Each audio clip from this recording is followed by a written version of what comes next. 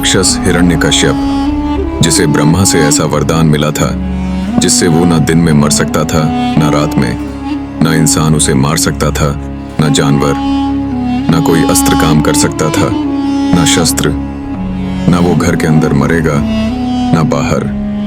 उसे लगा अब वो अमर हो गया है। वो खुद को ईश्वर मान बैठा। जब धरती पाप और अहंकार से कांपने लगी थी, जब धर्म दब गया था और अधर्म को राजा घोषित कर दिया गया था, तब जन्म हुआ एक ऐसी कथा का जो आज भी हर भक्त को हिम्मत देती है। नरसिंह अवतार।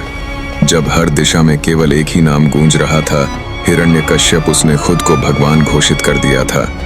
हर मनुष्य, हर प्राणी, हर भक्त को उसके आगे सिर झुकाना पड़ता गया था। उसकी सत्ता इतनी निर्दयी हो गई थी कि जो उसे भगवान न माने वो मारा जाता।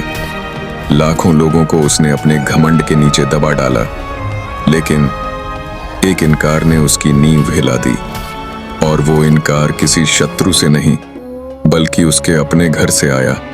उसका एक बेटा प्रहलाद। वो अपने पिता को भगवान नहीं मानता, वो सिर्फ एक ही ईश्वर को पूजता था, भगवान विष्णु। प्रहलाद की भक्ति इतनी सच्ची थी और अडिग थी। चाहे जितना डराया गया, धमकाया गया, सजा दी गई, लेकिन प्रहलाद ने विष्णु भक्ति नहीं छोड़ी। हिरण्यकश्यप ने गुस्से में आकर अपने ही पुत्र को मारने के अनेक प्रयास किए। उसे जलती हुई आग में उसकी बुआ होलिका के साथ बैठाया गया, जो कभी जल नहीं सकती थी। उसे वरदान था, मगर वह बुआ जल गई और प्रहलाद बच गया। सांपों से भरे गड्ढे में डाला गया, पहाड़ से गिराया गया, लेकिन हर बार कोई अदृश्य शक्ति उसे बचा लेती, क्योंकि उसके साथ था विश्वास। और जिसके साथ विश्वास होता है, उसके साथ होता है स्वयं भगवान। एक दिन हिरण्यकश्यप ने उसे बुलाया और कहा, कहाँ है तेरा भगवान? क्या वो इस खंभे में भी है?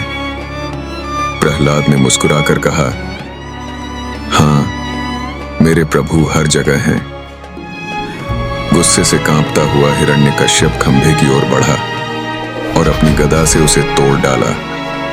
अचानक गर्जना हुई, धरती कांपी और उस खंभे से प्रकट हुआ एक भयानक रूप। नरसिंह, आधा मानव आधा सिंह, न पूरी तरह इंसान न पूरी तरह जानवर, न दिन था न रात।